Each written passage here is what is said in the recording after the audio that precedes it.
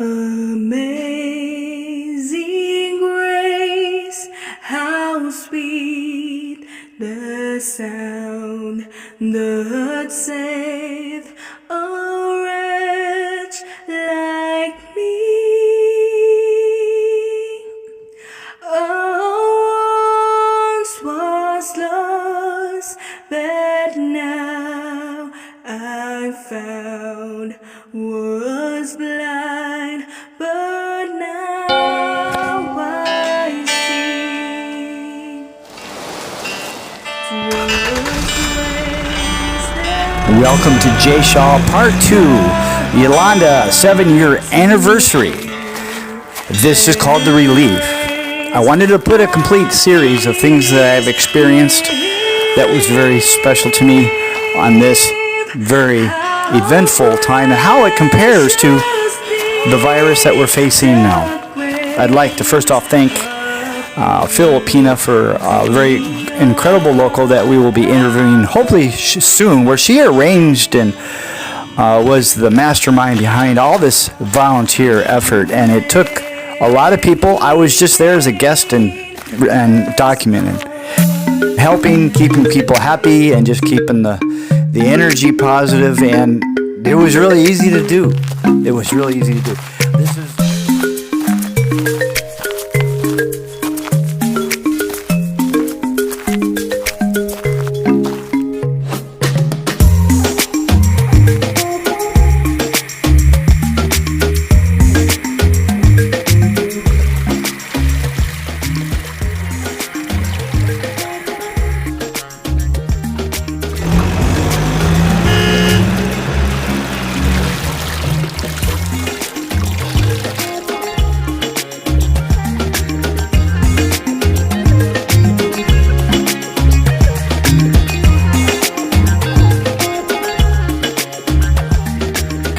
okay, the count of 3. 1, 2, 3.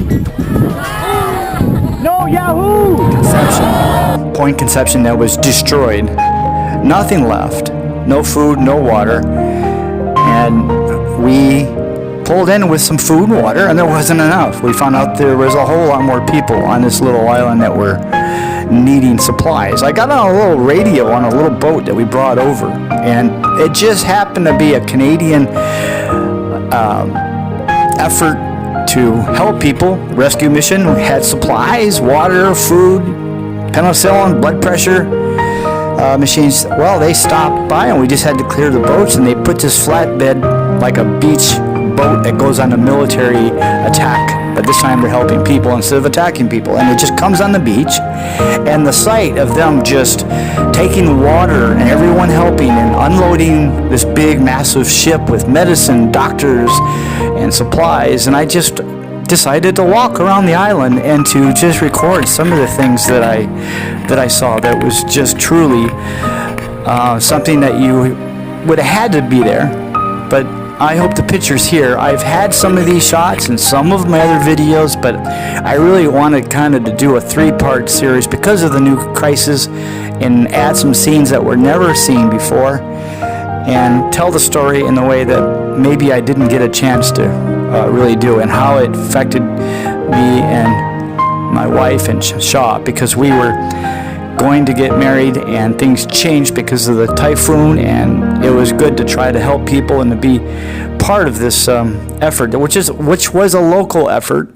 She used the radio stations from Boracay to raise funds and food, and just seeing her work so hard to put it all together, and just to be there with them and feel the energy to record it was very, very good. It was a while before I actually got to get the footage, because I didn't know much about editing far as the modern way, and I just couldn't get to the material, and it's been sitting for a long time. So this is old footage from my GoPro. I really had mixed and anyways, I hope you enjoy. I was going to see, because I've never been in this part of the world where people live so simple, and I know one thing. Over the 7 years, what I have learned is to be thankful for everything that I have, and every day is a gift from God, and that sometimes, all the time, most likely, happiness is amongst family and God and prayer.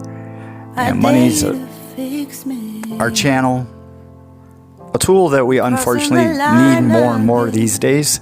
I must admit that, and that's why we call Love Over Money our channel. But it's a big factor, I must agree. But without the other equation, 2 plus 2 equals 4. Well, you got to have 1, 2, and the other 2 to equal 4. If you have only 1, you're not going to have a full equation or a full, complete answer.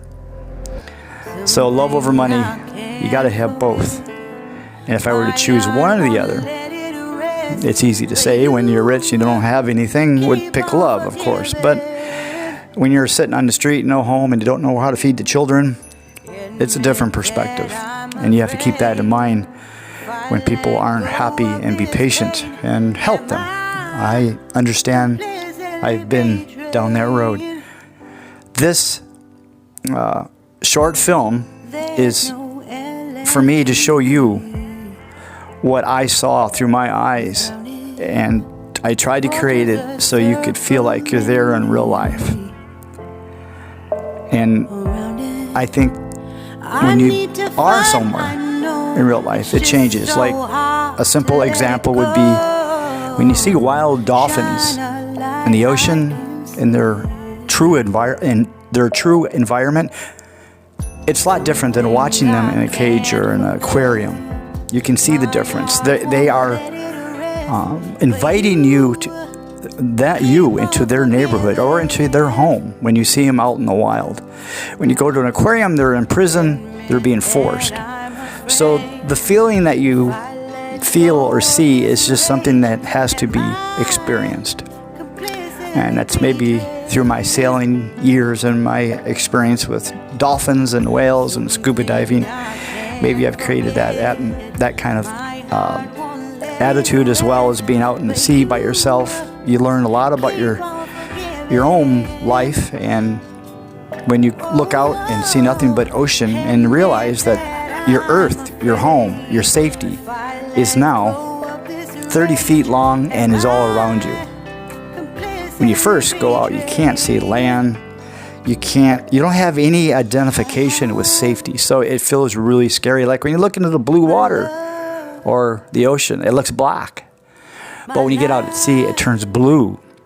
Anxiety goes down because blue, super beautiful blue, is much more friendly than just seeing dark, black sea. Then, of course, the clarity. When you put your head underwater, there's no sharks, hopefully. But you see how clear the bottom of the boat. You can see fishes. You can see dolphins. They're mammals. You can see the whole new world, and where it used to be scary, because only out of sight, out of mind. And that's one of the reasons I'm really an advocate of keeping our earth and safe, because 3/4 of our earth is ocean, and not many humans live on the ocean. So they kind of have a tendency to disregard the ocean because it's out of sight and out of mind.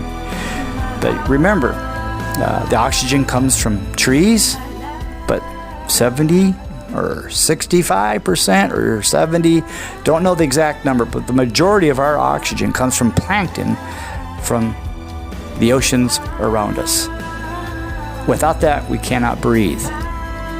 So when people say keep the world green or the Green New Deal, I think it should be called the Blue New Deal. But that's just my opinion. So the ocean is very important to our ecosystem in ways that we've never imagined. And having whales and different species is very critical to our existence. You ask why? Well, there's a lot of reasons, and what kind of fish they eat and what kind of fish they breed, or what kind of environment. If the life is vibrant in the ocean, so is the coral, and so is the oxygen level, so is everything on the surface of the water. Where if it's a dead zone, they call, there's oceans in the world that are dead, and everything above it's dead. It means there's nothing alive, just water, and no oxygen, no plankton, or very little traces of it. Anyhow, thank you very much, and I hope you enjoy our short film. Yolanda, 7-year anniversary.